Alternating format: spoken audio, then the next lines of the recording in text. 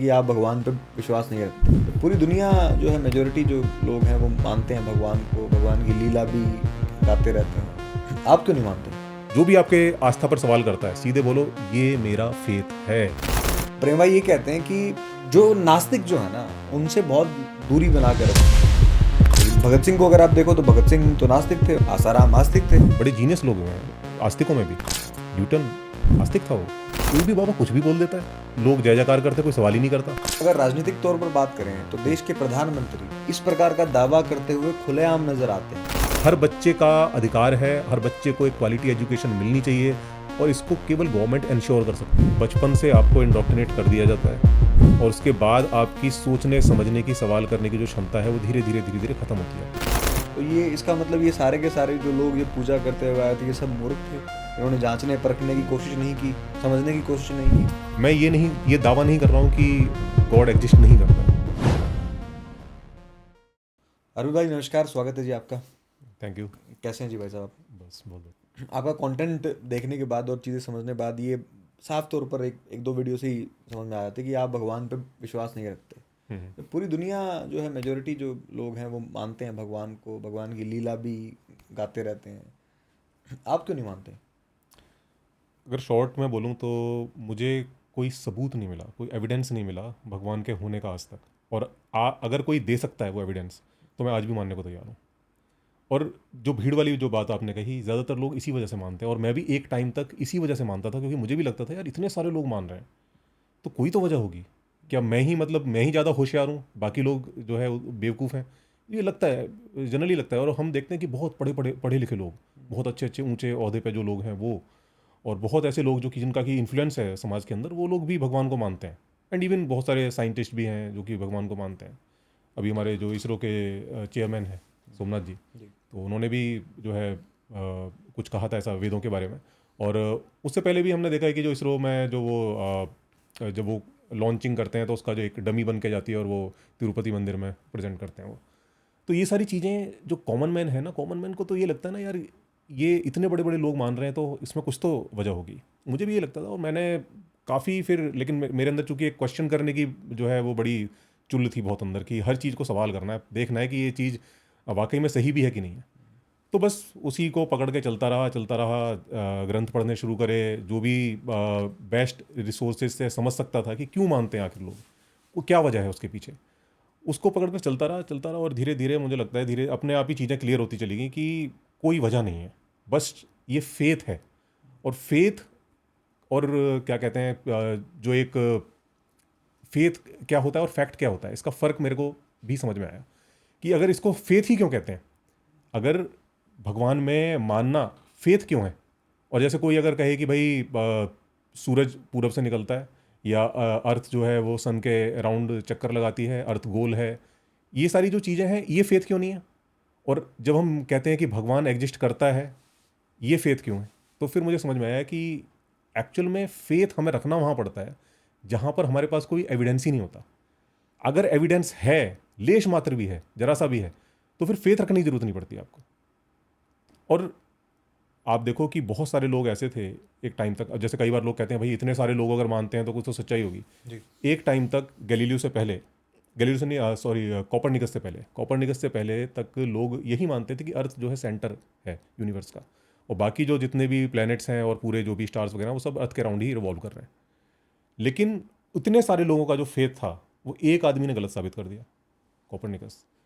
फिर गैलीलियो जिन्होंने फिर जो उसको टेलीस्कोप से देखा और वो सारी चीज़ें वेरीफाई की। तो कभी भी जो भीड़ होती है वो सही हो ऐसा ज़रूरी नहीं है। जो एविडेंस है वो मैटर करता है। एविडेंस एक कोई एक आदमी भी अगर देता है और वो एविडेंस ऐसा है जो कि इरिफ्यूटेबल है, जिसको कि आप खारिज नहीं कर सकते, और जिससे बिल्कुल बात क्लियर हो रही है कि हाँ यार ये है, तो जो है हज़ारों लोगों का, लाखों लोगों का, पूरी धरती के लोगों का जो फेथ है ना वो ज़ीरो है, और वो जो एक एविडेंस है वो मैटर करेगा। इस मतलब ऐसी कौन सी जीवन में आपके ऐसी बहुत बड़ी या छोटी ऐसी कोई घटना हुई जिसको लेके, या कौन सा सवाल आपके दिमाग में उत्पन्न हुआ है कि अब जो है वो फेथ नहीं रखना, अब फैक्ट पे बात करनी है? कहाँ से शुरुआत हुई है? शुरुआत तो मतलब बचपन से ही थी। क्वेश्चन तो मैं करता ही रहता था, लेकिन फिर भी ना एक बिलीव था एक टाइम तक कि कोई तो पावर होगी, कोई तो शक्ति ऐसी होगी जो चला रही होगी इस दुनिया को, ऐसे ही तो नहीं चल रही है, कुछ तो वजह होगी।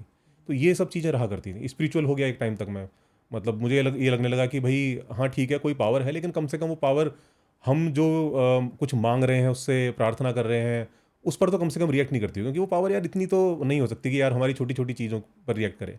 और कम से कम जो यूनिवर्स को समझता है, जिसने यूनिवर्स की जो वास्टनेस है उसको समझा है कि यार ये जो अर्थ है ये कितना, मतलब एक ज़र्रा है, एक रेत के ढेर में एक उसकी रेत के जर्रे के बराबर इसकी हैसियत नहीं है इस यूनिवर्स के अंदर। The billions of billion galaxies, उसमें बिलियंस ऑफ स्टार्स, उसमें कहीं एक जो सन है हमारा, उसके अराउंड एक मामूली सा एक प्लेनेट है, उस पर इंसान एग्जिस्ट कर रहा है, और वो भी उसकी जो एग्जिस्टेंस है वो भी जो है अरबों साल के एवोल्यूशन के बाद अब करीब 2-3 लाख साल से एग्जिस्ट कर रहा है। तो उसके लिए कोई गॉड कुछ करेगा, उसके बारे में सोचेगा, उसकी जो प्रेयर्स हैं उस पर रिएक्ट करेगा, उसके कामों को देखेगा, अच्छे बुरे काम के हिसाब से उसे उसे दंड या पुरस्कार देगा।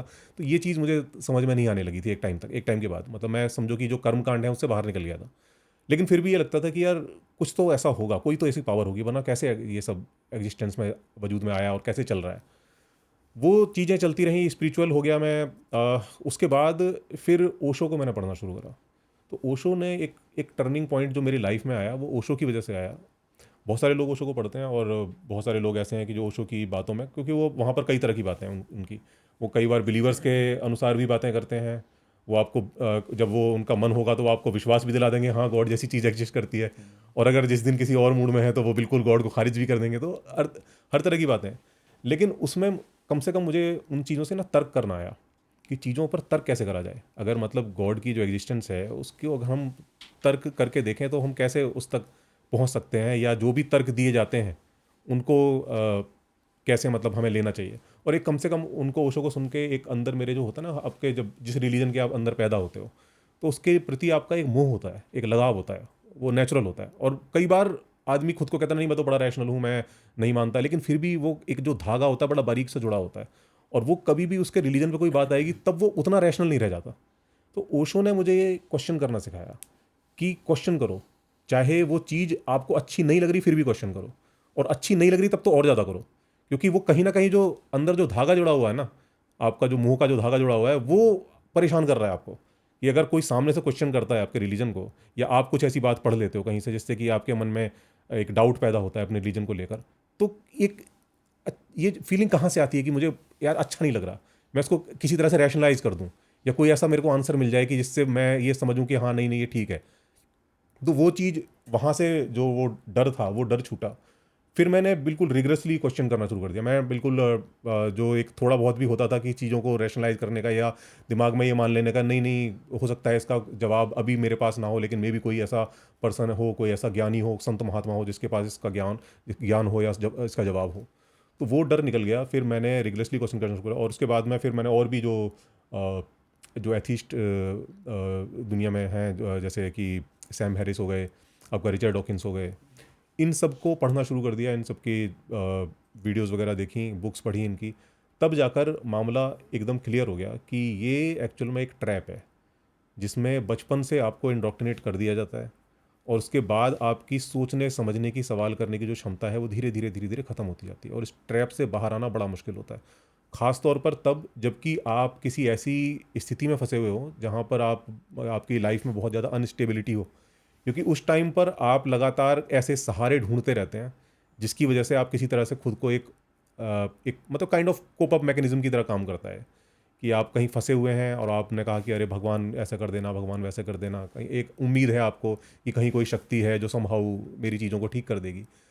तो उन चीज़ों से निकलना, लड़ना बड़ा मुश्किल होता है। ऊपर से फिर जो बचपन से आपकी जो कंडीशनिंग हो गई है उस सब से बाहर निकलना, तो वो मैं वहाँ से फिर निकल गया। और उसके बाद फिर धीरे धीरे मुझे बहुत सारी, मतलब शुरू में जब आप एथीस्ट हो जाते हो तो कई बार दिक्कतें भी आती हैं, क्योंकि एक टाइम तक कुछ भी आपके साथ बुरा होता था तो आप भगवान जरा देख, अब आपको पता है कि ऐसी कोई चीज़ एग्जिस्ट नहीं कर रही है, अब दिक्कत आ रही है। तो कई बार होता है शुरू शुरू में जब आप होते हो, और मेरे पास कई बार सवाल आते हैं ऐसे लोगों के कि अब लॉजिकली मैं सोचता हूँ तो मुझे लगता है कि हाँ ऐसा तो कुछ है नहीं, लेकिन फिर भी कई बार जीवनों में जब मुश्किलें आती हैं तो मन थोड़ा सा विचलित हो जाता है कि अब मैं क्या करूँ।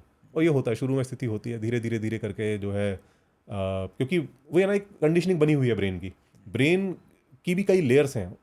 हो सकता है ऊपरी जो आपकी जो लॉजिकल लेयर है उसको समझ में आ गया, लेकिन अंदरूनी जो थोड़ी इमोशनल लेयर्स हैं उन तक बात पहुंचने में थोड़ा टाइम लगता है, और वो पहुंचते पहुंचते ही पहुंचती है, थोड़ा सा फिर टाइम निकलता है, फिर धीरे धीरे अब मतलब ये हो गया है कि चाहे स्थिति कैसी भी हो, ख़राब से ख़राब हो, अच्छी से अच्छी हो, अब अंदर तक एकदम क्लियर है कि कभी भी ये मतलब भूले भटके से भी ख्याल भी नहीं आता कि हाँ कोई मतलब भगवान है जिससे के आगे कुछ प्रार्थना वार्थना कर लें। अब पता है कि भाई जो जवाब, जो कोई समस्या है उसका जो समाधान निकलना है वो खुद के करने से निकलना है, बाकी और कोई फ़ायदा नहीं है कुछ तो भी। ये जो मतलब इंडिया में अगर आप देखो तो जैसे 80 करोड़ लोग हैं वो फ्री राशन ले रहे हैं सरकार से, अनएम्प्लॉयमेंट जो है वो पीक पर है, तो ये इस प्रकार की जो समस्याएं हैं इनके सहारे के तौर पे ही लोग भगवान को बिल्कुल। मानते हैं, पूछते हैं। और ये जो आपने बिलीव करने वाली जो बात बताई ना, तो ये जो सिस्टम है जो बिलीव करने वाला, जब आप इसके अगेंस्ट लड़ते हो, जैसे आपने बताया कि मेरे दिमाग में भी खुद सोसाइटी से तो आप कहीं ना कहीं लड़ लेते हो, लेकिन खुद से भी परेशानियां आपको फेस करनी पड़ती हैं, सवाल अपने ऊपर भी उठाने पड़ते हैं कि मैं सही हूँ, मैं गलत हूँ, कहीं ऐसा ना हो, कहीं ऐसा ना हो।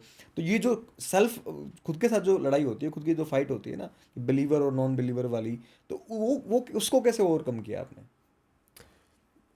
वही वही रहा कि मतलब जैसे कि मतलब एक एक टाइम तक था कि कुछ कुछ है, कोई है शक्ति, और कुछ भी दिक्कत हुई तो आप उसके आगे प्रेयर कर सकते हो। लेकिन फिर धीरे धीरे जब मुझे लगने लगा कि जो मेरा लॉजिकल ब्रेन था वो उसको समझ में आने लगा कि यार ऐसा नहीं है कुछ भी, ये जो जो भी चीज़ें हैं, अगर मुझे लगता है कि भाई मैं ये कर लूँगा तो ये हो जाएगा, तो वो उससे कुछ होने वाला नहीं है।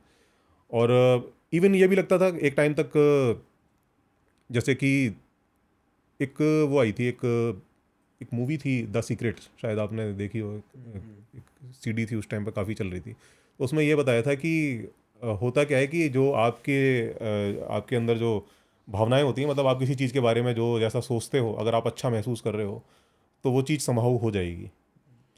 तो अब जब आप आदमी स्पिरिचुअल होता है ना, तो वो इन चीज़ों की तरफ चला जाता है। उसको मतलब ये विश्वास करना, ये समझना, उसका जो ब्रेन के लिए ना ये समझना बड़ा मुश्किल हो जाता है कि कोई भी चीज़ ऐसे काम नहीं करती है कि आप मतलब कोई जो ऐसी शक्ति हो जो कि आपकी भावनाओं पर रिएक्ट करे, या आपकी भावनाओं पर नेचर समहाउ रिएक्ट करे। वो एक मूवी का डायलॉग है ना कि किसी को अगर शिद्दत से चाहो तो पूरी कायनात उससे मिलवाने में जुट जाती है। तो ये भी समहाउ कुछ ऐसा ही है कि मतलब आपकी जो भावनाएं हैं उसको जो नेचर कह लो, या जो आसपास जो भी शक्तियां हैं वो उसको समझ रही हैं और उस पर रिएक्ट कर रही हैं। तो फिर इन चीज़ों पर विश्वास लगने लगता है कि यार कुछ तो मतलब ऐसा होगा कि अगर लोग प्रे करते हैं तो वो चीज़ें कैसे हो जाती हैं। तो फिर लगता है कि शायद ऐसे होता होगा कि अगर वो किसी चीज़ के बारे में प्रे कर रहे हैं, सोच रहे हैं उसके बारे में, अच्छा महसूस कर रहे हैं, तो शायद वो चीज़ हो जाती होगी। तो उन चीज़ों से भी निकला मैं धीरे धीरे। मैं एक बार कुछ ऐसा हुआ था, बिजनेस था मेरा, तो उस बिजनेस में काफ़ी मतलब मेहनत कर रहा था, मैं नया ही बिजनेस स्टार्ट किया था और काफ़ी स्ट्रगल कर रहा था, बहुत मेहनत करी, और उसके बाद भी जो रिज़ल्ट जो चाह रहा था वो रिज़ल्ट आ नहीं रहे थे।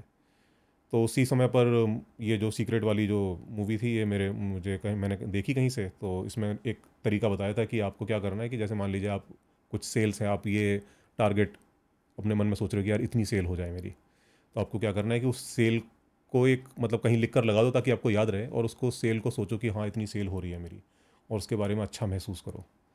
तो अब धीरे धीरे आप देखोगे कि उतनी सेल होने लगी। मैंने कहा ठीक है, तो मैंने जो मेरी ड्रेसिंग टेबल थी उस पर इतनी सेल का एक झूठा जो मैंने प्रिंट निकाल के उसके सामने लगा दिया, और जब भी मैं रेडी होता था तो मेरी नज़र उस पर पड़ी जाती थी।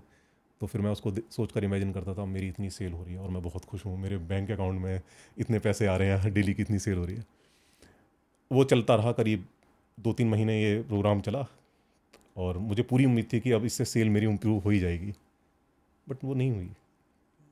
तो फिर मुझे समझ में आया यार मैंने तो बहुत शिद्दत से करा था, फिर भी नहीं हुआ। बहुत सारी चीज़ें ऐसी थी जो कि मैंने कभी सोची भी नहीं थी, जिनके बारे में कभी दिमाग में आया ही नहीं, और वो चीज़ें ऐसे ही अनायास हो गई, मतलब एकदम हैरानी वाली बात हो गई कि यार ये कैसे हो गया, इसके बाद सोचा ही नहीं था। और वो मतलब वो अच्छा हो गया मेरे साथ, वो चीज़ें जिनके बारे में कभी सोचा नहीं, और जिसके बारे में रात दिन सोचता रहा कि यार ये ऐसा हो जाए, ऐसे हो जाए, वो चीज़ हुई नहीं, और पूरी जिसमें जान लगा दी वो चीज़ हुई नहीं। तब फिर मुझे समझ में आया कि एक्चुअल में ये जो संसार है ये बड़ा रैंडम है। आप प्रयास अपनी तरफ से कितना भी कर सकते हो, वो प्रयास करने की आपको पूरी आज़ादी है, और कोई आपके पास चारा भी नहीं है, प्रयास करने से ही कुछ हो सकता है। लेकिन ज़रूरी नहीं है कि जो आपका प्रयास है वो सफल हो ही जाए।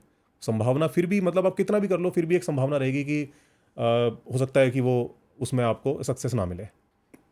तो अगर ऐसा है, अगर ये रैंडम है, तो दैट मीन्स कि फिर हम कुछ भी जो करते हैं तो फिर उसका जो रिजल्ट है वो भी कुछ भी हो सकता है। मतलब मैं मान लो कि जैसे मैं वो कर रहा था कि एक काइंड ऑफ रिचुअल की मैं इमेजिन कर रहा था कि वो सेल इतनी हो जाए। अब दो पॉसिबिलिटी थी, या तो वो हो जाती है तो नहीं होती। अगर सपोज हो जाती उतनी सेल, तो मुझे क्या लगता, अरे यार मैंने ये किया था इसी वजह से हो गया। तो हर केस में, चाहे वो प्रेयर हो, आप भगवान से जो प्रेयर करते हो उस केस में भी यही होता है। आप प्रे करते हो, कई बार आपको सक्सेस मिल जाती है उस चीज़ में, जो चीज़ आपने प्रे करी वो चीज़ आपको मिल जाती है, वो कई बार नहीं मिलती है। जब मिल जाती है तब आदमी का जो विश्वास होता है वो एकदम बहुत स्ट्रांग हो जाता है, और वो उस चीज़ को जगह जगह जाके बताएगा कि देखो मैंने ऐसा मांगा था और देखो ये हो गया। और वो जो चीज़ नहीं होती उसको आदमी भूल जाता है, उसको जो है उसका जिक्र नहीं करता, उसको लेकर चार जगह जाके नहीं बताया कि देखो यार मैंने मांगा था यार, वो चीज़ हुई नहीं। और ये चीज़ मैंने तब भी नोटिस करी जब मैं एस्ट्रोलॉजी करता था। तो उस टाइम पर मैंने देखा कि जो लोग हैं जो एस्ट्रोलॉजी पर विश्वास करते हैं, वो एक्चुअल में उनके साथ क्या होता है। मेरे पास आते थे लोग कि हम तो उनके पास गए थे, उन्होंने बताया ऐसे ऐसे और हमें तो कोई फ़ायदा नहीं हुआ। तो फ़ायदा नहीं हुआ तो इससे उस आदमी के दिमाग में ये नहीं आया कि जो एस्ट्रोलॉजी है यार, ये फ्रॉड भी तो हो सकती है, इसमें हो सकता है कि कोई फैक्ट ही ना हो, ये हम फालतू में कर रहे हैं सब। ये नहीं आया उसके दिमाग में। वो दूसरे एस्ट्रोलॉजर के पास चला गया, और दूसरे से फ़ायदा नहीं हुआ तो तीसरे के पास चला जाएगा कभी ना। एस्ट्रोलॉजी में विश्वास है। हाँ, यही सेम चीज़ गॉड के साथ है। गॉड पर आपको विश्वास है तो आदमी कहता है चलो यहाँ नहीं सुनी, किसी और पे चले जाते हैं, इस मंदिर पे नहीं उस मंदिर पे चले जाते हैं, इस बाबा पे नहीं उस बाबा पे चले जाते हैं। वो इधर उधर जाता रहेगा। जो गॉड में विश्वास है वो उसका वैसा का वैसा रहेगा। तो ये समझने वाली बात है। अगर आप इतनी सी बात को समझ जाएं कि जो लाइफ है वो बड़ी अनसर्टेन है, हमारे प्रयास हम करते हैं हर चीज़ के लिए पाने के लिए, बहुत बहुत कोशिशें करते हैं, कई बार सफलता मिलती है कई बार नहीं मिलती है। अगर मिली है और प्रयास करने के अलावा कोई रास्ता नहीं है आपके पास, प्रयास आप करते रहो, लेकिन ज़रूरी नहीं है कि वो मिली जाए सफलता, और कभी हो सकता है कि मिल भी जाती है, बड़ी आसानी से मिल जाती है। तो ये सब परिस्थितियों पर डिपेंड करता है। बहुत सारी चीज़ें मतलब दुनिया में इतने सारे, अगर साइंस की भाषा में कहें, इतने वेरिएबल्स हैं कि आपके कंट्रोल में बहुत थोड़े से वेरिएबल्स हैं, बहुत सारे वेरिएबल हैं जो कि आपके कंट्रोल में है ही नहीं, और कभी हो भी नहीं सकते। ठीक है, तो वही चीज़ है कि वो आप कितना भी प्रयास कर लो, एक रैंडमनेस रहेगी, और वो रैंडमनेस ही डिसाइड करती है क्या होगा क्या नहीं होगा। आप कुछ भी करते रहो, किसी भी भगवान के आगे मत्था टेको, किसी भी एस्ट्रोलॉजर के पास चले जाओ, किसी को दक्षिणा दे दो, बाबा के पैर पकड़ लो, उससे कुछ नहीं होने वाला है। परिस्थितियाँ अनुकूल होंगी, चीज़ें हो जाएंगी, नहीं होंगी अनुकूल नहीं होंगी, बस जैसे इतनी सी एक बात। इसमें कैटेगरी डिवाइडेड हैं, थीस्ट हैं, फिर एग्नोस्टिक हैं, फिर एथिस्ट हैं, तो 3 कैटेगरी हैं अलग अलग। तो अब थीस्ट हैं या एथिस्ट हैं, उन दोनों को प्रूव देना पड़ेगा कि भगवान है या भगवान नहीं है। एग्नोस्टिक जो है वो बच जाता है, दोनों कंडीशन में बच जाता है। तो आपने एथिस्ट होना ही क्यों प्रेफर किया कि एथिस्ट होना ही मेरे लिए वो है? इसमें प्रूफ भी तो आपको अलग नहीं, प्रूफ ऑफ बर्डन आपके ऊपर आएगा इस चीज़ में। एक्चुअल में मैं ये कहने से बचता हूँ कि मैं एथीस्ट हूँ, और क्यों बचता हूँ उसके पीछे रीज़न ये है कि खुद ये जो शब्द है ना, इसकी जो कहें कि जो डेफिनेशन है वो सबकी मतलब अलग अलग है। कोई इसको इस तरह से डिफाइन करेगा कि एथीस्ट होने का मतलब है कि ये भगवान का इनकार कर रहा है, इसने कह दिया कि कोई भगवान एग्जिस्ट नहीं करता है। ठीक है ना, एक तरीका ये है। और कुछ लोग कहेंगे कि भाई जैसे कि आस्तिक है, आस्तिक कहता है कि भाई भगवान है, ऐसी नास्तिक कह रहा है भगवान नहीं है। ये तो बात बराबर ही हो गई। उसको वो भी बिना किसी चीज़ को वेरीफाई करे कह रहा है कि है, और एक जो है वो भी बिना वेरीफाई करे कह रहा है कि नहीं है। लेकिन मामला कुछ और है। इसको थोड़ा सा इसीलिए मैं कहता हूँ, मैं मतलब ये शब्द कहने के बजाय मैं कह देता हूँ कि मैं अपनी पोजीशन बता देता हूँ। अब उसको आपको जो नाम देना हो, जो आपको ठीक लगे, आप वो नाम दे सकते हो। मेरा क्या है कि मैं ये दावा नहीं कर रहा हूँ कि गॉड एग्जिस्ट नहीं करता है। मेरा कहना सिर्फ इतना है कि मैंने अभी तक जितने एविडेंस गॉड के हो सकते थे, जो भी ग्रंथों में लिखे हैं या जो भी लोगों ने बताए हैं, जो भी तरीके हो सकते हैं, मैंने सबको जांचा, और मुझे उनमें कोई वजन ऐसा नहीं लगा कि जिसकी वजह से मैं ये विश्वास कर लूँ कि हाँ गॉड जैसी कोई चीज़ एग्जिस्ट करती है। अगर कोई वो वजह मुझे दे सकता है, किसी के पास कोई ऐसा तर्क है, कोई ऐसा एविडेंस है, अगर वो दे सकता है और मुझे कन्विंस कर सकता है, तो मैं मानने को राजी हूँ। इसमें एक चीज़ और है, जैसे आपने कहा कि मैं ये दावा नहीं करता, हम्म, लेकिन अब अगर राजनीतिक तौर पर बात करें तो देश के प्रधानमंत्री हम्म, वो इस प्रकार का दावा करते हुए खुलेआम नजर आते हैं, खुलेआम डबरू बजाते हुए नजर आते हैं, मंदिरों में जाते हुए नजर आते हैं। आपको नहीं लगता इस बात को कि मतलब ये राजनीतिक तौर पर जो है इस बात को, सत्ता जो है वो भगवान, और इस बात में तो कोई भी ऐसा फुल प्रूफ इसका दे ही नहीं सकता कि मूर्तियों के अलावा, किताबों के अलावा कोई आपको भगवान से मिलवा नहीं सकता। तो जब आपको नहीं पता किसी चीज़ का, या नहीं आपको उसका 100% आपके पास प्रूफ, तो आप ये चीज़ कर क्यों रहे हैं? हाँ, ये बात तो है, जाहिर सी बात है। ये तो मेरे ख्याल से जो जितने भी आस्तिक हैं उनसे पूछना चाहिए कि भाई जब आपको पता ही नहीं है, जब आपको कंफर्म ही नहीं हो आप इस बारे में, और तो फिर आप क्यों कर रहे हो? और इसीलिए मैं कहता हूँ जो आस्तिक आदमी है ना, उसको कभी भी जो नास्तिक है, अगर कोई उससे सवाल करता है, पूछता है कि भाई ये क्यों कर रहे हो, कि तुम्हें कुछ पता है इसके बारे में, तो कभी भी उसे एविडेंस देने की कोशिश नहीं करनी चाहिए, ना कभी तर्क करना चाहिए। क्योंकि फेथ चीज ही वो है कि फेथ में कोई तर्क और एविडेंस होता ही नहीं है। सीधे से बोलो, अगर कोई भी एक आस्तिक है और कोई मेरी बात सुन रहा है, सीधे बोलो भाई, जो भी आपके आस्था पर सवाल करता है, सीधे बोलो ये मेरा फेथ है, दी एंड, बात खत्म हो गई। इसके अलावा कुछ बोलने की जरूरत ही नहीं है। इसके अलावा कुछ भी अगर आप बोलोगे तो वहां से विवाद शुरू हो जाएगा। क्योंकि जो फेथ है, फेथ का मतलब है नो लॉजिक, नो एविडेंस, कुछ नहीं, खत्म। फेथ रखना ही वहां पड़ रहा है आपको। अगर कुछ लॉजिक होता, कुछ एविडेंस होता, कुछ रैशनल होता, तो फेथ रखना ही नहीं पड़ता वहां पर। तो सीधी सी बात है, सीधा है कि आपको कोई भी सवाल करे, सीधे बोल दो कि भैया मेरा फेथ है, और इसमें कुछ भी कहने की जरूरत नहीं है। तो ये अर्पित भाई, ये इतने पुराने पुराने जो मंदिर हैं जो भारत में बने हैं, बहुत सदियों से रहे हैं मंदिर, तो ये इसका मतलब ये सारे के सारे जो लोग ये पूजा करते हुए आए थे, ये सब मूर्ख थे? इन्होंने जांचने परखने की कोशिश नहीं की, समझने की कोशिश नहीं की? ये मूर्ख कहना ठीक नहीं होगा। मैं इस तरह से नहीं कहता कि जो जितने भी आस्तिक हैं वो मूर्ख हैं। नहीं नहीं, मूर्ख नहीं, बहुत समझदार लोग हैं वो, बहुत इंटेलिजेंट लोग हुए हैं, बड़े जीनियस लोग हुए हैं आस्तिकों में भी। न्यूटन आस्तिक था वो, ठीक है। नहीं, वो न्यूटन का खैर भगवान, वो एक अलग भगवान विश्वास में हाँ, मतलब वो कह सकते हैं कि उसका भगवान एक अलग था, बट स्टिल वो एक पावर में बिलीव कर रहा था और उसको प्रूव करने की कोशिश कर रहा था अपने मैथ के जरिए। अब वो पहुंच कहीं से कहीं गया वो। लेकिन और भी मतलब बहुत ऐसे जीनियस लोग हैं जो कि आस्तिक थे, और ऐसा नहीं है कि ये कहना कि कोई आस्तिक है तो वो मूर्ख ही होगा। ये एक्चुअल में जो आस्तिक होते हैं ना, वो जब फेथ की बात आती है तब वो अलग तरह से सोचना शुरू कर देते हैं। और ये चीज़ मैं अपने एक्सपीरियंस से कह रहा हूँ। यही होता है, मतलब डेली लाइफ में जो डेली आपके जो काम कर रहे हो उसमें आप पूरा दिमाग लगाओगे। मतलब कोई आपके पास बंदा आए और आपसे कहे कि भाई एक काम करो, एक बहुत बढ़िया स्कीम आई है, इसमें ना आप हर महीने 10,000 रुपये डालो और आपको 10 साल बाद 1 करोड़ रुपये मिलेंगे। आप पूरा दिमाग दौड़ा दोगे एक एक कि कौन सी कंपनी है, क्या रिकॉर्ड है इसका, मेरे को दिखाओ कितने लोगों को पैसे मिले, पूरे दिमाग लगाओगे आप। और कोई आदमी आपसे आके कहेगा कि ऐसा है कि ये भगवान है, इसके आगे मत्था टेको और आपका काम बन जाएगा, या फिर आप इस फेथ में आ जाओ तो आपको जन्नत मिल जाएगी। आप कोई सोचोगे नहीं उस बारे में, भाई किसको मिली जन्नत, किसका काम बन गया, क्या एविडेंस है उस चीज़ का, ये आप चेक नहीं करोगे। तो ये सोचने का तरीका अलग अलग है। जहाँ फेथ की बात आती है तो वहाँ आपकी जो बचपन से प्रोग्रामिंग करी गई है, आप उस तरह से सोचने लगते हो। आप वहाँ पर उतनी रिगरसली उसकी वेरिफिकेशन नहीं करते, उतना तर्क नहीं लगाते आप। तो जो आस्तिक लोग हैं, भले वो जीनियस हों, लेकिन जब फेथ पर बात आएगी तो वो फिर अलग तरह से सोचते हैं।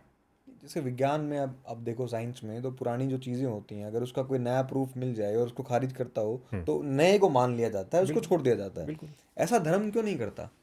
यही तो है ना, फेथ का यही चक्कर है। क्योंकि उनका जो दावा है वो ये है कि जो भी बेहतर से बेहतर था वो गॉड ने हमारी इस किताब में कर दिया है। अब अगर कुछ बेहतर होने की संभावना ही खत्म हो गई, अब कुछ क्या बेहतर होगा? क्योंकि जब जो कुछ हो सकता था वो तो सब उनकी किताब में है ना मौजूद। साइंस का क्या है, साइंस के अंदर ये हम्बलनेस है। साइंस कहता है कि हमने जो कुछ भी खोजा है वो एंड नहीं है अभी, और हो सकता है कि कल को कुछ ऐसी चीज़ें आ जाएं सामने जो कि आज जो हमारी अंडरस्टैंडिंग है उसको चेंज कर दें। तो ये ओपननेस है वहाँ पर। वहाँ पर अगर आइंस्टाइन न्यूटन को गलत साबित कर, गलत इन अ सेंस कि मतलब उसको, उनकी जो थ्योरी है उसको कुछ मामलों में मतलब एक्सपेंड करते हैं, आगे बताते हैं कि भाई ऐसा भी होता है, तो ऐसा नहीं है कि जो न्यूटन के समर्थक हैं वो सड़कों पर निकल जाते हैं, आइंस्टीन हाय हाय के नारे लगाते हैं। ये रिलीजन के साथ होता है। रिलीजन में अगर आप बात करते हो चेंज की, बदलाव की, कि भाई ये चीज़ कैसे है, ये चीज़ का तो कोई एविडेंस नहीं है, या फिर ये जो चीज़ है आज के दौर में इसको एक्सेप्ट नहीं करा जा सकता।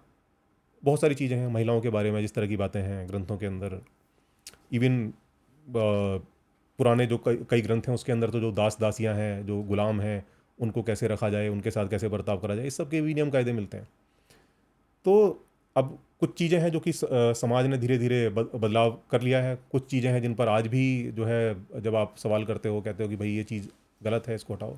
जैसे कि कास्टिज़म की बात है, कास्टिज़म जो है ग्रंथों के अंदर मौजूद है, हिंदू ग्रंथों के अंदर, लेकिन आज भी लोग या तो दो तरह के लोग मिलेंगे, या तो उसको जस्टिफाई करने की कोशिश करेंगे, ये कहेंगे कि नहीं नहीं, जो हमारे अंदर जो ग्रंथों के अंदर व्यवस्था है वो तो बड़ी उत्तम है, और जो सभी वर्ण हैं वो वर्ण जो है भगवान के बनाए हुए हैं और उनके अपने अपने काम हैं और ऐसा ही सिस्टम है। कुछ ऐसे होंगे जो कि कहेंगे नहीं नहीं, वो जो जाति व्यवस्था है ना वो ऐसे नहीं है, वो एक्चुअल में कर्म के अनुसार है, आप कर्म के अनुसार अपना अपना वर्ण बदल सकते हो। कुछ पूरी तरह से खारिज कर देंगे, बोले ऐसा है ही नहीं, ये सब जो है गलत है, मिलावट है, अंग्रेजों ने मिलावट कर दी है, कर दी। तो ये चीज़ें होती हैं। चीज़ें इसको सीधे सीधे एक्सेप्ट नहीं करता कोई भी कि भाई समय बदल गया है, अब ये जो पुरानी जो व्यवस्था है आपकी ये चलने वाली नहीं है, इसमें बदलाव कर लो। वो जो फ्लेक्सिबिलिटी है वो धर्म के अंदर नहीं है, और इसीलिए धर्म में क्या होता है, जो मोरालिटी होती है वो जड़ हो जाती है, फिक्स हो जाती है, और कोई भी जो सामाजिक बदलाव है उसको लाने में बड़ा संघर्ष करना पड़ता है। तो इसका सबसे बड़ा कारण डर है। हाँ, डर है ऑब्वियसली। मतलब क्या है ना कि जब आपने एक अथॉरिटी स्थापित कर दी कि ये अथॉरिटी है, ये जो कहेगी वो परम सत्य है, और ईश्वर जैसी चीज़ जिसमें कि मतलब जो कि मतलब ये माना जाता है कि भाई जिसके पास इतना ज्ञान है जितना किसी के पास नहीं है, मतलब ऑल गुड ऑल लविंग और ये पता नहीं क्या क्या एट्रीब्यूट्स देते हैं, तो जाहिर सी बात है इंसान की तो कोई औकात ही नहीं है। तो जब कोई आदमी ये मान रहा है कि भाई ये जो किताब है ये गॉड की प्रेरणा से आई है या गॉड ने लिखी है, गॉड ने भेजी है, तो जाहिर सी बात है फिर उस पर सवाल करने का तो कुछ बचता ही नहीं है। ये आपको कई बार ये नहीं लगता कि कई जैसे एक घर में ये बताया भी जाता है, कई बार लोगों को ये सिखाया जाता है कि भाई आप किसी को दान दक्षिणा दोगे तो आपको 3 गुना 10 गुना ज़्यादा वापस मिलेगा, है ना। तो कहीं ना कहीं भगवान आपको इतना वापस देगा, ऐसे मिलेगा, या तो इससे कहीं ना कहीं अच्छाई भी मल्टीप्लाई हो रही है, आगे बढ़ रही है, एक दूसरे की मदद करना पड़ रहा है। अगर वो उस कॉन्सेप्ट को ही खारिज कर दे कि भगवान को माने ही ना, कि अच्छे के लिए करे ना, तो वो हो जाएगा, मतलब गायब हो जाएगी वो चीज़ें। मेरे ख्याल से भगवान को अगर ना माने तो इंसान ज़्यादा भला कर सकता है। भगवान को मानने से हमें लगता है कि हम देखते हैं कि भाई आदमी इस बहाने दान पुण्य कर लेता है, कुछ हमने अनाथ आश्रम चलते देखे हैं, कुछ विधवा आश्रम चला रहे हैं कुछ बाबा, लेकिन मुझे लगता है कि वो जो चीज़ें हैं ना वो बेहोशी में होती हैं। आदमी ये सोच कर नहीं करता कि जो दान वान कर रहा है ना, वो ये उसके मन में कहीं ना कहीं रहता है कि जो मैं कर रहा हूँ ना इसका कुछ रिटर्न भगवान देगा मेरे को, वो ये सोच कर करता है। वो ये सोचकर नहीं करता कि यार ये जो इंसान है यार कितनी मुश्किलों में है, जो बच्चे हैं भूखे हैं, विधवाएं हैं, बूढ़े लोग हैं, बेसहारा हैं, तो इनकी मैं कुछ मदद कर दूं। वो जो दान है ना इस सोच से निकल कर नहीं आता, वो इस सोच से निकल कर आता है कि मैं कर रहा हूँ तो ऊपर कोई देख रहा है, वो रिकॉर्ड में लिख रहा है और उसके हिसाब से मेरे को कुछ कर देगा वो। और इसका फिर नुकसान ये होता है कि आप देखो कि जो दान जो हुआ है उस दान से हुआ क्या है, मंदिरों के खजाने भरे पड़े हैं, बाबाओं की आपने शान शौकत देखी होगी, क्या क्या गाड़ियों में घूमते हैं और कैसे कैसे उनके कपड़े और चश्मे, वो सब दुनिया को पता ही है। तो जाहिर सी बात है जो आपका पैसा है ना वो मिसयूज़ किया जा रहा है, उसका आपको एक्सप्लॉइट करा जा रहा है। उसी पैसे का वो इस्तेमाल करते हैं आपको एक्सप्लॉइट करने के लिए। जो पैसा आप उनको देते हो उसी पैसे से वो अपना प्रचार करते हैं और ज़्यादा लोगों को बेवकूफ़ बनाते हैं। तो ये तो गलत चीज़ है। मुझे लगता है कि जो आदमी रैशनल हो जाता है, समझने लगता है कि भाई जैसी मेरे को तकलीफ़ हो रही है ऐसी बाकी लोगों को भी तकलीफ़ होती है। अगर कोई चीज़, अगर मेरे पास कुछ सरप्लस है, मैं किसी की मदद कर सकता हूँ तो बिल्कुल करनी चाहिए मेरे को। और ये जो दुनिया है, ये अगर आप थोड़ा सा रैशनली सोचोगे तो आपको समझ में आएगा कि मेरा जो जीवन है वो खाली मेरे ऊपर डिपेंड नहीं करता है। बहुत सारे लोग हैं जो काम करते हैं, सहयोग करते हैं, तब ये जाकर पूरी व्यवस्था चलती है। तो मैं इस जो पूरी जो दुनिया की व्यवस्था है इसको एक कहें कि एक फैक्ट्री अगर मानूँ तो इस फैक्ट्री का एक मैं छोटा सा पुर्जा हूँ। तो अगर मैं इसमें कुछ इनपुट देता हूँ, अगर मेरे पास कुछ सरप्लस है, अगर मैं कुछ मदद करता हूँ तो वो जाहिर सी बात है वो इसको व्यवस्था को बनाए रखने में मदद करती है। सोशल मीडिया पर तो ना बाबाओं के नाम की जो एक भाड़ एक आई हुई है, और ये भगवान के नाम पर भक्तों को कुछ भी चेप देते हैं, मतलब किसी भी तरह की बात जो है, कोई भी ऐसा लॉजिकल एक एक इनफैक्ट एक बाबा रिसेंटली तो ऑस्ट्रेलिया को अस्त्रालय बता रहे थे, है ना। तो ये भक्तों को ये बहुत बेसिक बेसिक बात नहीं समझ में आती इतनी, कि ये तो बस कंटेंट वायरल करने के लिए सोशल मीडिया पे इस प्रकार की बात बोल रहे हैं। एक्चुअली में हर बाबा को पता होता है उसकी जो ऑडियंस है ना उसका आईक्यू लेवल क्या है, वो अच्छे से समझता है कि इनके अंदर जो भक्ति भावना जो हिलोर मार रही है वो किस लेवल की है, और इसीलिए इतना कॉन्फिडेंस भी आता है इनको। मुझे लगता नहीं कि इतने बेवकूफ़ होते होंगे कि ये जो ऑस्ट्रेलिया को अस्त्रालय बोल दें। इनको पता है कि कुछ भी फेंक देंगे जो है सामने वाली जो पब्लिक बैठी है ना वो इतनी बेवकूफ़ है कि वो उसको एक्सेप्ट कर लेगी, या मतलब कहें कि वो इतनी मेरी भक्त है, इतनी तगड़ी वाली भक्त है कि मैं कुछ भी बोल दूंगा वो उसको रैशनलाइज कर देगी, वो हजम कर जाएगी उसको, उससे दिक्कत नहीं होगी उसको। और इसीलिए मुझे लगता है कि आज के टाइम में जो मैं देखता हूँ कंटेंट क्रिएटर बहुत सारे हैं, जिस टाइम मैंने शुरू करा था सोशल मीडिया पे, उस टाइम पर मुझे यही दिक्कत लगती, जो मुझे मैं जो सोशल मीडिया पर आया उसके आने के पीछे वजह ये थी कि मैं देखता था यार कोई भी बाबा कुछ भी बोल देता है और लोग जय जयकार करते, कोई सवाल ही नहीं करता। तो मैंने वो चीज़ें उनकी खोलनी शुरू करी, और आज जब मैं देखता हूँ मुझे वाकई में खुशी होती है कि अगर कोई ऐसा क्लेम होता है, तमाम क्रिएटर हैं जो उसको लेकर उसकी पूरी खोल देते हैं पूरा अस्थि पंजर। ये ज़रूरी है, एक डर होना चाहिए इनके मन के अंदर कि वो ठीक है आपके जो भक्त हैं वो शायद उस चीज़ को एक्सेप्ट कर लें, लेकिन कुछ लोग इस समाज के अंदर ऐसे हैं, कैपेबल हैं, कि जो कि आपकी इस तरह की जो बेवकूफ़ाना बातें हैं उसको समझते हैं और उसकी पोल खोल सकते हैं। कि जो तर्कवादी सोच के लोग होते हैं, जो वैज्ञानिक सोच के जो लोग हैं, तर्कवादी लोग हैं, उन लोगों के ऊपर आजकल हमले भी देखे जा रहे हैं। मतलब ऐसा नहीं लगता कि आपको जो जो भक्ति भाव वाले लोग हैं या भगवान को मानने वाले लोग हैं, उनको तो उन लोगों पर तरस आना चाहिए कि भाई तुम इस चीज से वंचित रह गए, हमें वो चीज मिल गई, सही बात लेकिन है। वो लोग हमले कर रहे हैं, ऐसा क्यों? जब आपके पास सच्चाई नहीं होती, आपके पास सबूत नहीं होता किसी चीज़ का, तो फिर एक ही चीज़ बचती है आपके पास, और वो है आपकी भावनाएं। अगर आपके पास तर्क होगा, जिसके पास तर्क होगा, भाई वैज्ञानिक को गुस्सा क्यों नहीं आता? आप किसी वैज्ञानिक के पास जाओ, उसको बोलो ये आपकी थ्योरी गलत है, कहता ठीक है कोई बात नहीं, आप पेपर लिख दो हम चेक कर लेंगे। कोई किसी को गुस्सा नहीं आता। आप किसी के भी न्यूटन को गलत कह दो, आइंस्टाइन को गलत कह दो, कोई गुस्सा नहीं होगा, क्योंकि वो जानते हैं कि उनका जो मेथड बेस्ड है वो लॉजिक पर बेस्ड है, एविडेंस पर बेस्ड है। आप अगर उनके सामने कुछ ऐसा देखते हो जो कि लॉजिकल है, एविडेंस है जिसके पीछे, तो वो जरूर उसके ऊपर विचार करेंगे और उसमें कोई आहत होने वाली बात नहीं होती है। यहाँ पर सिस्टम उल्टा है, यहाँ पर चूंकि कोई एविडेंस नहीं है, कोई लॉजिक नहीं है, तो यहाँ पर सारा जो जोर होता है वो इमोशंस पे होता है।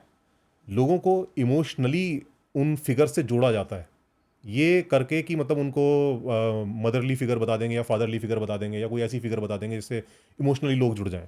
और लोगों को ये बताया जाता है कि भाई इनके बारे में कोई अगर गलत शब्द आपने सुन लिया, आपके कानों में चला गया, तो धिक्कार है आपके ऊपर, आपका समझो कि बहुत बड़ा पाप हो गया, आपको उस पर रिएक्ट करना ही करना है। और कई बार जब किसी भी चीज़ से आपकी भावनाएं जुड़ जाती हैं, बचपन से आपको इस तरह से पाला जाता है ये बताकर कि भाई ये जो है इनकी जो हैसियत है, ये जो हमारी रिलीजियस फिगर है, इनकी जो हैसियत है माता पिता से भी बढ़कर है, इनके बारे में कोई गलत बात नहीं सुननी है, तो वो गुस्सा जो है ऑटोमेटिकली आपके अंदर आ ही जाता है। तो मैं तो यही कहूँगा जो लोग भी इन चीज़ों को लेकर गुस्सा होते हैं कि भाई गुस्सा होने वाली कोई बात ही नहीं है, अगर कोई लॉजिकली बात कर रहा है। हाँ ये ठीक है भाई, अगर गाली गलौज कर रहा है या अपशब्द बोल रहा है तो वो तो खैर गलत है, और मेरे ख्याल से उस पर गुस्सा होने वाली बात नहीं है, उस पर भी आपको तरस ही आना चाहिए कि भाई एक ऐसा बददिमाग आदमी है, इस तरह से क्यों बोल रहा है, उसमें गुस्सा होने वाली क्या बात है, और उसके लिए कुछ करने वाली क्या बात है? क्या जो आपका गॉड है वो इतना कैपेबल नहीं मानते आप उसको? भाई आप तो ये मानते हो ना वो सर्वशक्तिमान है, तो अगर कोई उसको गाली दे रहा है तो वो गॉड खुद देख लेगा, बिल्कुल। आपको क्या ज़रूरत है वो बीच में चौधरी बनने की?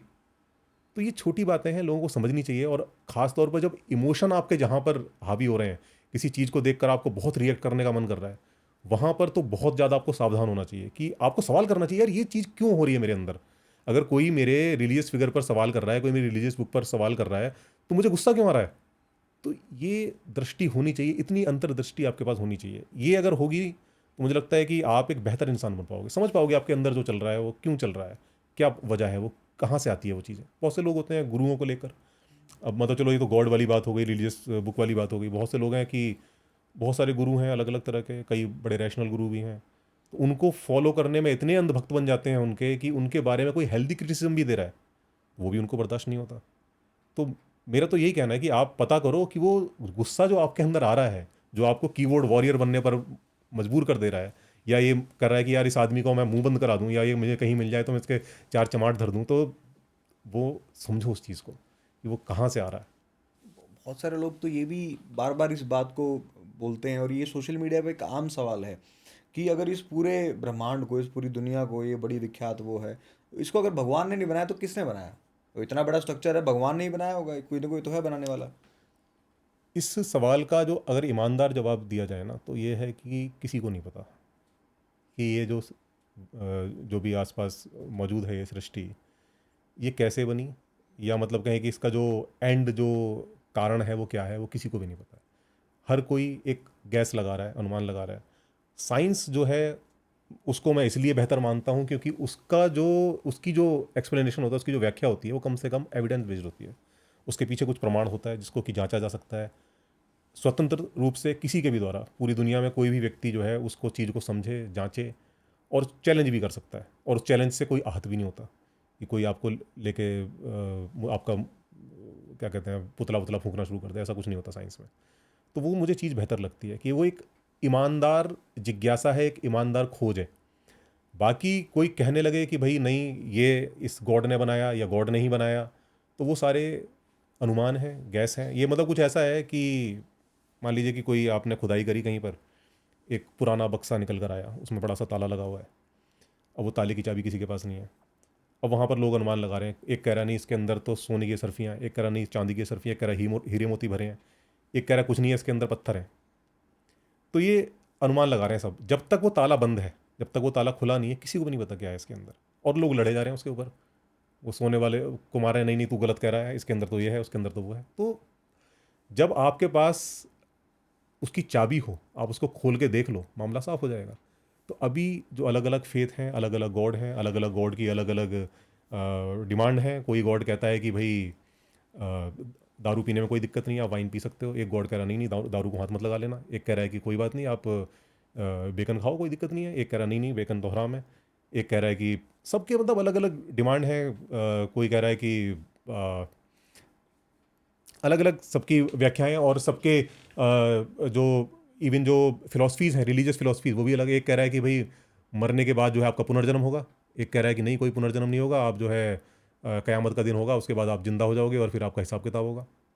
तो इतना अंतर क्यों है? इसका मतलब ये है कि सब वही है, जैसे कि वो बक्सा निकला है, सब अपने अपने गैस लगा रहे हैं। कोई कह रहा ये है, कोई कह रहा वो है। ये सिर्फ बक्सा नहीं है अर्पित भाई, आजकल तो मूर्तियां भी प्रकट हो रही हैं, जमीन फाड़ फाड़ के निकल रही हैं मूर्तियां। मतलब ये होता कैसे है? ये लोगों को समझ नहीं आता कि भाई चुनिंदा लोगों को क्यों पता लग रहा है कि वहाँ मूर्ति है, वहाँ ये है, और ये कैसे पॉसिबिलिटी ही कैसे है ये? हाँ, कई बार तो लोग होते हैं ना, क्योंकि पता है कि लोग इतने अंधविश्वासी हैं। अभी वो पीके मूवी थी, उसमें देखा था कि वो एक पत्थर पे वो कुछ रंग लगा देता है और लोग आके वहाँ पैसे चढ़ाने लगते हैं, सिर झुकाने लगते हैं। ये सच्चाई है इस देश की। यहाँ पर लोग इतने वल्नरेबल हैं रिलीजन को लेकर कि बहुत इजीली आप कुछ भी कर सकते हो। कहीं मूर्ति निकल आना, और कई तो ऐसे मेरे फादर बताते थे, एक जगह ऐसी मूर्ति निकली थी, और उसमें क्या किया था उसने कि नीचे जो उसने कच्चे चने भर दिए और उसमें कुछ मूर्ति दबा दी और ऊपर से मिट्टी से कवर कर दिया। वो जो उसमें पानी डालोगे तो चने फूलते हैं, तो वो मिट्टी धीरे धीरे धीरे धीरे, वो जो पत्थर है वो धीरे धीरे ऊपर आएगा। ऊपर आके वो एक दिन वो निकल गया बाहर। वो निकल गया तो वहाँ पर पूरी भीड़ लग गई, वो शिव जी प्रकट हो गए। तो ये इस तरह की बेवकूफ़ियाँ चलती रहती हैं। लोगों को बेवकूफ़ बनाना बहुत आसान है। अभी एक घटना आपने सुनी होगी कि वो एक कुत्ता था, शायद बीमारी थी उसे कुछ, वो उसके एक मूर्ति के चक्कर लगा रहा था। जी जी और वहाँ पर लोग उस कुत्ते को पूजने आ गए हैं। जी। सोचो, ये ऐसा देश है हमारा। तो यहाँ पर मूर्तियाँ ज़मीन से निकल आए, एक कुत्ते तक को जब आदमी पूजने को राजी है, तो वो ये ना कि जब जहाँ पर वल्नरेबल लोग होते हैं तो वहाँ पर कोई ना कोई बेवकूफ़ बनाने वाला पैदा हो ही जाता है, क्योंकि वो एक मार्केट अपॉर्चुनिटी है ना। मार्केट ऐसी काम करता है, वो देखता है यार यहाँ पर क्या बेचा जा सकता है। मैं देखा यार इतने लोग हैं, इजीली रिलीजन के नाम पर बड़े आराम से इनको बेवकूफ़ बना सकते हैं, तो एक आ जाएगा व्यापारी वहाँ पर अपनी दुकान खोल लेगा। यही चल रहा है। ये इतना पढ़ने के बाद, इतना समझने के बाद, जब आपने सब कुछ जान ही लिया, तो आपने क्यों नहीं सोचा कि मैं भी बेवकूफ़ बनाने के लिए निकलता हूँ माला पहन के? आप क्यों जागरूक करने की कोशिश कर रहे हो, बताने की कोशिश कर रहे हो लोगों को? एक्चुअल में ये मेरे ना कॉन्फ्लिक्ट काफ़ी चला अंदर। मैं जिस समय पर एस्ट्रोलॉजी करता था, मुझे धीरे धीरे समझ में आ गया था कि जो मैं कर रहा हूँ ये मैं लोगों को बेवकूफ़ी बना रहा हूँ, और मैं बहुत अच्छा अर्न कर रहा था। और उस चीज़ को अगर मैं पकड़ के चलता तो आज कम से कम, मतलब जितनी वर्थ है उससे कम से कम 10-20 गुना वर्थ होती मेरी आज। लेकिन एक कॉन्फ्लिक्ट अंदर था कि एक दोहरी ज़िंदगी मुझे जीनी पड़ती, क्योंकि आप समझ रहे हो उस चीज़ को कि यार ये चीज़ सच नहीं है, ये झूठ है, मैं बेवकूफ़ बना रहा हूँ, लेकिन फिर भी आप कर रहे हो। फिर मैं शायद एक इंटेलेक्चुअल सर्कल में कभी बैठ नहीं पाता, और ज़िंदगी भर मुझे यही मतलब अफसोस रहता कि यार मतलब सब कुछ जानते समझते और मुझे बेवकूफ़ों वाली बातें करनी पड़ रही हैं। मतलब मैं जा रहा हूँ, लोगों को बता रहा हूँ ये आपके ऊपर इसकी दशा है, उसकी दशा है, ये करवा लो, वो करवा लो। अंदर मेरे लग रहा है यार क्या बेवकूफ़ी कर रहा है, क्या बेवकूफ़ बना रहा है लोगों को। तो वो जो चीज़ थी ना, मुझे बड़ा लगा एक टाइम तक कि क्या करा जाए। एक तरफ पैसा है, एक तरफ दिख रहा है कि यार यहाँ पर फ्यूचर बहुत अच्छा है, लोग बहुत इजीली बेवकूफ़ बनते हैं, बहुत आराम से पैसा दे जाते हैं। फिर दूसरी तरफ लग रहा है कि यार ऐसी ज़िंदगी जी के क्या फ़ायदा है। फिर फैसला किया मैंने कि यार पैसे का क्या करेंगे, बहुत पैसा कमा लेंगे क्या हो जाएगा, बहुत बड़ी गाड़ी ले लेंगे, बहुत बड़ा घर बनवा लेंगे, लेकिन वो जो ज़िंदगी का जो मज़ा है वो तो नहीं आने वाला। और वैसे भी मुझे लग रहा कि मतलब मुझे अपना इतना कॉन्फिडेंस था कि कुछ ना कुछ ऐसा कर लूँगा कि ऐसा तो नहीं है कि बहुत घटिया ज़िंदगी जीऊँगा, ठीक ठाक ज़िंदगी निकल जाएगी। मैंने कहा ठीक है, कोई बात नहीं, छोड़ते हैं इसको। भगवान को मानने को लेकर भी कई लोग ऐसे ऐसे ही बोलते हैं कि ना मैं भगवान को नहीं मानता, लेकिन मैं अपनी माँ को मानता हूँ और मेरी माँ बोलती है भगवान को मान, इसलिए मैं भगवान को मान रहा हूँ। देखो माएँ तो पता नहीं क्या क्या मानती हैं। जो मेरी दादी थी तो वो बताती थी कि उन्होंने तो भूत देखे थे, है ना। तो अब उन्होंने चूँकि अब मैं कहूँ कि भाई मेरी दादी ने भूत देखे थे इसलिए मैं भूत को मानता हूँ, ये क्या बात हुई भाई। उस दौर में जितनी नॉलेज थी उनके पास, जितना उनका स्कोप था, जैसी समझ थी, उस हिसाब से उन्होंने चीज़ें अपने समझी। तो दूसरों की समझ पर अपने मतलब दूसरों की समझ से अपनी सीढ़ी क्यों चढ़ना है, अपनी समझ खुद विकसित करो। ठीक है, माँ का पूरा सम्मान है, ऐसी बात नहीं कि जो माँ का कोई सम्मान करना है। बहुत सारी चीज़ें हो सकती हैं जो माँ ने आपको ऐसी सिखाई हो जिसकी वजह से आपकी ज़िंदगी बहुत आसान हुई हो, ज़िंदगी में आपकी एक समझ बढ़ी हो ज़िंदगी को लेकर, वो ठीक है। लेकिन हर चीज़ हर जगह पर वो सही नहीं हो सकती। कुछ चीज़ें हो सकता है कि भाई वो ना उन चीज़ों को चैलेंज कर पाई हों, तो इसका मतलब ये थोड़ी कि आप भी वैसे ही रह जाओ भाई। वो कुछ ज्ञान की अगर सीढ़ियाँ वो नहीं चढ़ पाई तो कम से कम आप चढ़ो, ताकि कम से कम आपके जो बच्चे हैं वो भी आगे आपसे आगे निकलें। ये सोच होनी चाहिए कि भाई माँ अगर यहाँ तक पहुँची है तो मैं यहाँ तक पहुँचूंगा। ये प्रोग्रेसिव सोच है, या फिर ये कि भाई माँ अगर यहाँ तक रहेगी तो मैं भी यहीं तक रह जाऊँगा, इससे आगे मैं भी बढ़ने की कोशिश नहीं करूँगा। इसमें अभी जो इंडिया में जो सबसे ट्रेंडिंग जो धर्मगुरु हैं वो है प्रेमानंद जी। हम्म, तो प्रेम भाई बोलता हूँ मैं प्यार से उन्हें, तो प्रेम भाई ये कहते हैं कि अ, जो नास्तिक जो है ना उनसे बहुत दूरी बना के रखो, उनके उनके संपर्क में मत रहो और उनसे बात भी मत करो। लेकिन भगत सिंह को अगर आप देखो तो भगत सिंह तो नास्तिक थे, उन्होंने तो भारत के लिए वो काम किया जो शायद कोई कर भी ना सके आगे बिल्कुल। भविष्य में। अब जहाँ वो आस्तिकता की बात करते हैं वहाँ आप आसाराम का एग्जाम्पल ले सकते हो। हम्म। आसाराम आस्तिक थे, तो ये तो बड़े दोहरे पैमाने, आसाराम को तो बल्कि वो राम भी बोलते हैं। तो ये तो बड़े दोहरे पैमाने हैं कि आप बिल्कुल नास्तिकों को कैसे नकार रहे हो। बिल्कुल। नास्तिकों को नकारना इसलिए पड़ता है क्योंकि नास्तिक अगर है आपके साथ में, उसका जो सवाल जवाब है वो एक रिलीजियस पर्सन के लिए, और रिलीजियस में भी अगर जो भक्ति परंपरा में कोई बंदा चल रहा है, भक्ति परंपरा का मतलब है कि वो पूरा डिवोशन है उसके अंदर, जो कुछ है बस इमोशन का ही मामला है, उसमें कोई लॉजिक वगैरह की कोई जगह नहीं है। तो ऐसे जगह पर कोई भक्ति परंपरा को फॉलो कर रहा है और कोई नास्तिक से सामना हो जाए उसका, तो उसको बड़ा दुख होता है। उसके अंदर चीज़ें जो हैं जो बड़ी उथल पुथल हो जाती हैं, उसकी कहें कि वो कहते हैं ना भक्ति में बाधा पड़ गई। वो बाधा इसीलिए पड़ जाती है क्योंकि वो सवाल पैदा हो गया आपके अंदर, और भक्ति का मतलब है सवाल नहीं करना है।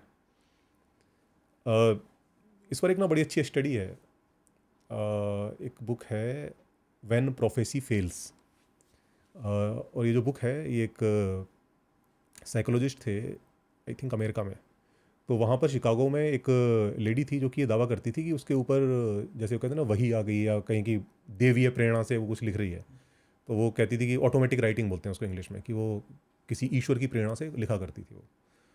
तो वो एक छोटी मोटी प्रॉफिट बन गई, उसका एक पूरा एक कल्ट उसके आगे आसपास खड़ा हो गया। तो उसने घोषणा कर दी कि फला फला डेट को जो दुनिया है वो ख़त्म होने वाली है। केवल हमारे कल्ट के लोग जो हैं, चूँकि वो सच्चे ईश्वर को मानते हैं, तो इसलिए जो यूएफओ से कुछ एलियंस आएंगे और उनको बचा के ले जाएंगे। और वो जो कल्ट था, उन्होंने देखा कि वो बड़ा बिलीव कर रहे थे इस बात पर कि हाँ ऐसा ही होने वाला है। तो वो जो साइकोलॉजिस्ट थे उन्होंने कहा यार ये तो बड़ा अच्छा अवसर है, इस पर जो है स्टडी करनी चाहिए, हमें पता चले कि जो आस्तिक लोग हैं सोचते कैसे हैं, इनकी क्या थिंकिंग होती है। तो उन्होंने कुछ अपने ग्रुप के लोग जो हैं उनके कल्ट में भेज दिए। तो वो मतलब एज अ स्पाई उसमें ग्रुप में शामिल हो गए, और वहाँ पर अपना वो देखते रहे, उनको नोटिस करते रहे कि भाई किस तरह के ये लोग हैं, क्या सोचते हैं। फिर वो डेट आई, उन्होंने देखा कि ये जो लोग हैं बड़े कन्विंस्ड हैं, इतने कन्विंस्ड हैं कि उन्होंने मतलब कई लोगों ने अपनी प्रॉपर्टी बेच दी कि भाई अब तो दुनिया ख़त्म ही हो रही है, प्रॉपर्टी करना क्या है। प्रॉपर्टी बेच दी, कईयों ने जो है बच्चों से स्कूलों को निकाल लिया, कईयों ने जॉब छोड़ दी, कईयों ने क्या करा कि जो उनकी पैंट थी, पैंट में से मेटल के ऑब्जेक्ट सारे निकाल दिए। तो पूछा कि भाई ऐसा क्यों किया आपने। बोले कि हमें बताया गया है कि जो यूएफओ चूंकि आएंगी तो यूएफओ का जो इलेक्ट्रॉनिक्स होता है बड़ा हाई फाई होता है, तो जो मेटल के पीसेज हैं उनकी वजह से कोई दिक्कत हो सकती है, तो हमने वो मेटल के पीसेज भी निकाल दिए। मतलब इतने ज़्यादा कन्विंस थे वो, मतलब उनको लग रहा था यूएफओ आने ही वाली है। अब वो जो दिन बताया था वो दिन आया, और वो लोग प्रार्थना कर रहे हैं कि बस अब दुनिया ख़त्म होने वाली है और यूएफओ आने वाली है। 12 बजे का टाइम था कि 12 बजे दुनिया ख़त्म हो जाएगी, 12 बज गए, कुछ भी नहीं हुआ। उसके बाद उन्होंने देखा कि लोगों में बड़ा सन्नाटा कि ये क्या हुआ, हमारी ये जो प्रोफेसी है फेल कैसे हो गई। तो एक जो लेडी थी उसमें से दौड़ी दौड़ी दूसरे कमरे में गई, तो उस कमरे की घड़ी में 2 मिनट बाकी थे। बोले अभी 2 मिनट बाकी हैं, वो घड़ी शायद सही है, ये वाली घड़ी गलत है। 2 मिनट के लिए और थोड़ी सी खुशी आई, उसके बाद वो 2 मिनट भी बीत गए, कुछ भी नहीं हुआ। और उन्होंने देखा कि उनके अंदर बड़ी मायूसी है। तो उन्होंने नोटिस करा कि जब भी किसी आदमी जो भी किसी फेथ में होता है, उसके सामने कुछ ऐसी चीज़ आती है जिसकी वजह से उसका फेथ चैलेंज होता है, तो उसे अच्छा नहीं लगता, उसके अंदर एक बहुत डिस्कम्फर्ट पैदा होता है, उसकी जो दुनिया है वो लट पुलट हो जाती है। जैसे उन लोगों की हो रही थी उस समय पर, उनके अंदर बड़ा उथल पुथल थी, बड़ी निराशा थी और बड़ा असमंजस था कि ये क्या हो गया। और जो पत्रकार थे वो बाइट लेना चाह रहे थे, पूछ रहे थे कि भाई कि क्या हुआ, क्यों हो गया, कैसे हो गया, लेकिन कोई जवाब देने को राजी नहीं था। और उन्होंने देखा कि वो ऐसी असमंजस की स्थिति में रहे करीब 1-2 दिन, और उसके बाद जो उनकी जो लीडर थी उसने दोबारा से कहा कि भाई मेरे पास दोबारा से जो है कुछ प्रेरणा आ रही है और मैं कुछ लिख रही हूँ। उसने फिर लिखना शुरू करा, और उसके बाद सारे लोग जमा हुए। उसने बताया कि गॉड ने हमारी भक्ति को देखते हुए प्रलय का दिन टाल दिया है, और सब में खुशी की लहर दौड़ गई। और उनको लोगों को लग रहा था कि जब इतनी बड़ी चीज़ इनके सामने आई है कि जो प्रोफेसी थी वो फेल हो गई, कुछ नहीं हुआ, तो इसका मतलब है कि अब लोगों की आस्था टूट जाएगी। लेकिन आस्था टूटी नहीं, उनकी आस्था और मजबूत हो गई उसके बाद, जबकि वो उन्हें जस्टिफिकेशन मिल गया कि हमारी प्रार्थना की वजह से प्रलय का दिन टल गया है।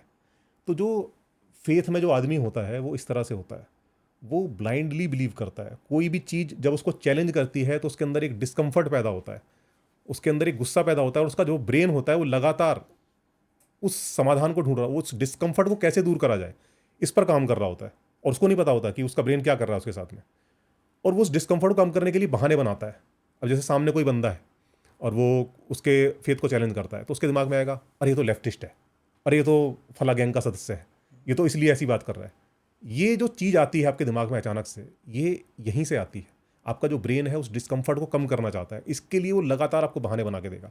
और इसीलिए कहा जाता है कि भाई जो नॉन बिलीवर्स हैं उनसे दूर रहो, एथीस्ट से दूर रहो, उनकी संगत मत करो, क्योंकि वो डिस्कम्फर्ट पैदा करेंगे, वो सवाल करेंगे और जो आपके पास जवाब होगा नहीं, आपकी जो आस्था है वो आहत हो जाएगी और डिस्कम्फर्ट पैदा होगा।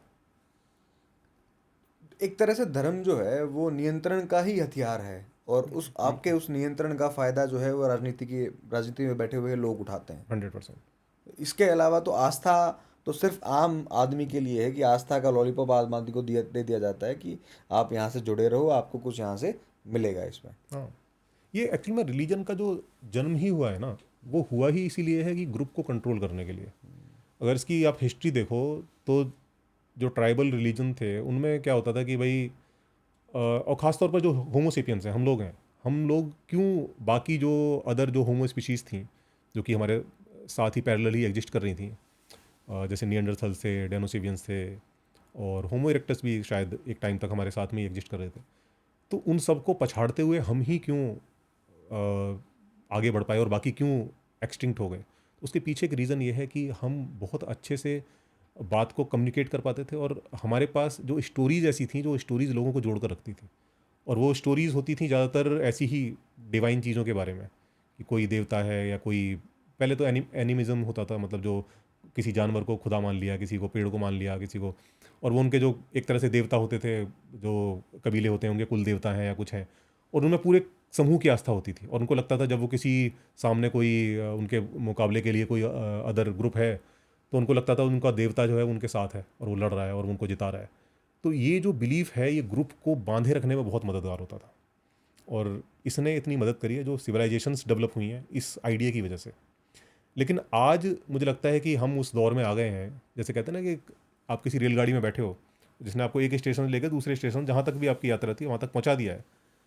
अब बेहतर यह है कि आप उस गाड़ी से उतर आओ, वो यात्रा हो गई उसकी पूरी। तो मुझे लगता है रिलीजन जो है जहाँ तक हमें पहुँचा सकता था पहुँचा दिया है, और अब हमारे पास बेहतर सिस्टम्स हैं जो कि इस समाज को बेहतर ढंग से कंट्रोल कर सकते हैं। हमारे पास संविधान है, हमारे पास कानून है, ऐसे तौर तरीके हैं जिसकी वजह से हम समाज को अच्छे से संगठित रख सकते हैं। हमारे पास राष्ट्र का विचार है जो कि भाई आपकी जो निष्ठा रिलीजन में है वो राष्ट्र में भी हो सकती है। ठीक है, तो हमारे पास ऐसे विचार हैं, उन विचारों के जरिए हम अब चला सकते हैं। अब जो रिलीजन है एक तरह से लोगों को पॉलिटिकली कंट्रोल करने का काम कर रहा है। लोगों को पॉलिटिकली कहें कि एक तरह से एक रिलीजन का वो देकर आपको फंसाया जाता है और आपको दूसरे रिलीजन का डर दिखाया जाएगा कि भाई वो जो रिलीजन है उनके लोग बढ़ जाएंगे, फिर आपका क्या होगा, और ऐसे करके आपके वोट को कन्वर्ट कर लिया जाता है किसी पार्टी के फेवर में। और ये गलत है क्योंकि आप बेहोशी में ये सब कर रहे हो, और जो एक्चुअल चीज़ें हैं जिन पर काम होना चाहिए उसके लिए आप ना सवाल करते हो ना पूछते हो। ये इस देश के अंदर बेरोजगारी का क्या हाल है, जो एक आम आदमी है उसके जो जो क्या कहते हैं, जो इनकम गैप है कैसे बढ़ता जा रहा है, जो 10% लोग हैं उनकी वेल्थ है वो कितनी तेज़ी से बढ़ी है, और जो बाकी जो 80% है उनकी वेल्थ जो है घटती चली गई है। और ख़ासतौर पे कोविड के बाद अगर आप देखोगे तो इकोनॉमी के शेप में जा रही है, जो 10% है उनकी वेल्थ बढ़े जा रही है और जो बाकियों की वेल्थ गिरे जा रही है। तो ये जो चीज़ें हैं, बाकी आप देखो कि इंफ्रास्ट्रक्चर है, एजुकेशन है, हेल्थ है, मतलब इतनी चीज़ें हैं जिन पर काम होना चाहिए, लेकिन सबसे दुख की बात है कि उन चीज़ों पर कोई सवाल भी नहीं करता है। किसी के दिमाग में ये नहीं आता है कि इस चीज़ के ऊपर कोई मुद्दा बनाया जाए, कोई एजुकेशन को लेकर मुद्दा बनाए कि भाई जो प्राइमरी एजुकेशन है उसकी हालत हमारे देश में इतनी ख़राब क्यों है, क्यों लोग जो है बच्चों को महंगे महंगे स्कूलों में पढ़ाने पर मजबूर है प्राइवेट स्कूलों में, क्योंकि सरकारी जो एजुकेशन है, और इसका डिस्क्रिमिनेशन, सोचो कि आप डिस्क्रिमिनेशन को ख़त्म करने की बात करते हो। संविधान कहता है कि कोई भेदभाव नहीं होगा किसी जाति के आधार पर, रंग के आधार पर और तमाम चीज़ों के आधार पर, लेकिन ये भेदभाव तो जन्म के साथ शुरू हो जा रहा है। अगर आप गरीब हो तो आपका तो कोई मुकाबला ही नहीं हो सकता अमीर आदमी से। कोई अमीर आदमी अपने बच्चे को जैसी पढ़ाई दे देगा, जैसी एजुकेशन दे देगा, आप दे ही नहीं पाओगे, क्योंकि सरकार ने तो आपके साथ डिस्क्रिमिनेशन करेगा। आपके बच्चे के लिए कुछ है ही नहीं, आप वो सरकारी स्कूल में भेजो जहाँ पे पढ़ाई नहीं है, जहाँ पे उसको क्वालिटी एजुकेशन नहीं है। तो ये कम से कम पहला पायदान है बराबरी का। जो एजुकेशन है हर बच्चे का अधिकार है, हर बच्चे को एक क्वालिटी एजुकेशन मिलनी चाहिए, और इसको केवल गवर्नमेंट इंश्योर कर सकती है। और मुझे लगता है कि ये जो सवाल है कोई भी इस देश में किसी के दिमाग में भी नहीं आता कि यार इसको मुद्दा क्यों नहीं बना रहे। ये मुद्दे बनने चाहिए, एजुकेशन मुद्दा बने, हेल्थ केयर मुद्दा बने, इंफ्रास्ट्रक्चर मुद्दा बने, रोजगार मुद्दा बने। लेकिन मुद्दा क्या बनता है? मुद्दा बनता है मंदिर बनता है, और तमाम जो है कि भाई उनकी आबादी बढ़ रही है, आपकी आबादी कम हो जाएगी, बच्चे पैदा करो। ये सब बेवकूफ़ी की बातें हैं, जस्ट आपको बेवकूफ़ बनाते हैं रिलीजन के नाम पे। तो रिलीजन का अब जो है रोल ये रह गया है। और शायद इसीलिए नज़र आता है कि जो लोअर मिडिल क्लास है, जो मिडिल क्लास है, ज़्यादातर भूत और भगवान के शिकार वही लोग हैं। हाँ, आप देखो, मतलब मुझे ऐसा लगता था कि समय के साथ जैसे जैसे एजुकेशन बढ़ेगी, देश तरक्की करेगा, तो मुझे लगता है ये जो अंधविश्वास हैं ख़त्म होते जाएंगे धीरे धीरे। और मुझे लगता है ख़त्म होने के बजाय और बढ़ रहे हैं। एक टाइम था लोग ओझाओं के पास, तांत्रिकों के पास, जैसे अगर कोई जाता भी था ना, बताते नहीं जाते, छुप छुपा के जाते थे, क्योंकि पता लगेगा तो बदनामी होगी, अरे या तो तांत्रिकों के पास जा रहे हैं। अब तो सब खुलेआम सोशल मीडिया पे चल रहा है, बाबा भूत भगा रहा है, भूत वहाँ पे कलाबाजी खा रहा है, वो ड्रामा चल रहा है सबके सामने, और पब्लिक जो है तालियां बजा रही है। ये सब खुलेआम चल रहा है। और जबकि हमारे देश में drugs and magic remedy act है, महाराष्ट्र जैसे देश में तो जादू टोना विरोधी कानून है, लेकिन उसके बावजूद भी कोई कार्रवाई नहीं होती है। एक बाबा वहाँ पर कथा करता है, अपना दरबार लगाता है, और उसे वहाँ से सेफ पास दे दिया जाता है। चैलेंज देते हैं जो श्याम मानव, वो चैलेंज भी कंप्लीट नहीं करता, ऊटपटांग बातें उन बुजुर्ग शख्स के बारे में बोलता है, और कोई कार्रवाई नहीं है, कोई कुछ नहीं है, खुलेआम सब कुछ चले जा रहा है। ऐसी जो बीमारियां हैं जिनके आप समाधान का दावा नहीं कर सकते कोई भी, drugs and magic remedy act है जो कि कहता है कैंसर या भी और वो कई तरह की बीमारियां हैं, उनके आप निदान का दावा नहीं कर सकते, कोई भी नहीं कर सकता है। और ये बाबा खुलेआम मन से बैठ के करते हैं। कई आयुर्वेद वाले हैं, वो खुलेआम कहते हैं हम कैंसर को ठीक कर देंगे, हम ये ठीक कर देंगे, हमारी दवाई खा के ये ठीक हो गया, वो ठीक हो गया। कोई रोक टोक नहीं है, कोई नहीं, मतलब खुली छूट दे रखी है। खुद बीमार होने पे वो मॉडर्न मेडिसिन का वो फिर मॉडर्न मेडिसिन के पास जाते हैं। ये एक मेरा एक आखिरी सवाल है आपसे, और ये ज़्यादातर लोगों को समझ में क्यों नहीं आता। ये जैसे किस्मत वाली बात है, लोग कहते हैं कि किस्मत भगवान ने लिखी। अब आपने इसको एक जड़ बना लिया, तो आपको फिर अदालतों की, पुलिस की और चीज़ों की ज़रूरत क्या है?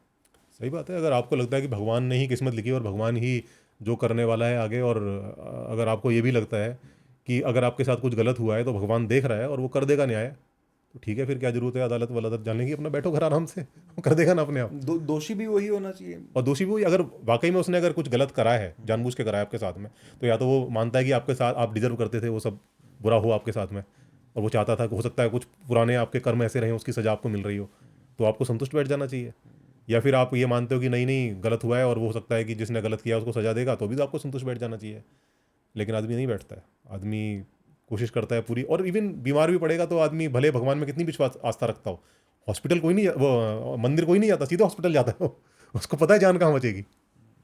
और ये जो अभी रिसेंटली एक डिबेट्स हुई थी, थीस्ट और एथिस्ट वाली, आपको लगता है कि इस डिबेट से एक नई शुरुआत भारत में हुई है? मतलब एटलीस्ट चर्चा का एक मुद्दा बने, चर्चा की एक बात बने और इन चीज़ों पे चर्चा शुरू होनी चाहिए, और इसकी अच्छी शुरुआत हुई है।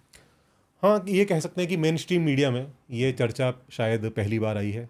सोशल मीडिया पर तो हम इसे दसियों सालों से कर ही रहे हैं, और पहले थोड़े लोग थे, अब धीरे धीरे लोग बढ़ते जा रहे हैं, तो ये चर्चा तो अब चलेगी। और अभी तो मतलब शुरुआत है, मुझे लगता है कि आने वाले 5 सालों में 10 सालों में ये चर्चा बहुत बड़े लेवल पर जाएगी। और अच्छी बात है, चलो मेन स्ट्रीम मीडिया में भी कम से कम ये बात आई हैं और लोगों ने हिम्मत करी है इस पर बात करने की। मैं तो कहता हूँ हिम्मत करनी चाहिए, और बहुत ज़्यादा हिम्मत करनी चाहिए, क्योंकि ये एक तरह से जो थीस्ट हैं उनको भी ये लगे कि एक समझो ना, एक तरह की गुंडागर्दी चल रही है, एक अघोषित गुंडागर्दी है कि आप सवाल नहीं कर सकते हो हमारे रिलीजन के बारे में, आप हमारे गॉड के बारे में।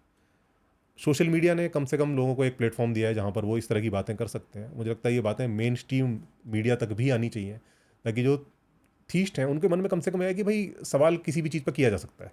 उनके गॉड पर भी सवाल हो सकता है, उनके धर्म पर भी हो सकता है, उनके ग्रंथों पर भी हो सकता है, और वो परफेक्ट है, उसमें कोई परफेक्टली फाइन है, उसमें कोई दिक्कत वाली बात नहीं है। सवाल करने में क्या दिक्कत है। अर्पित भाई, बहुत बहुत शुक्रिया जी आपका हमारे से बात करने के लिए। बहुत थैंक यू, थैंक यू।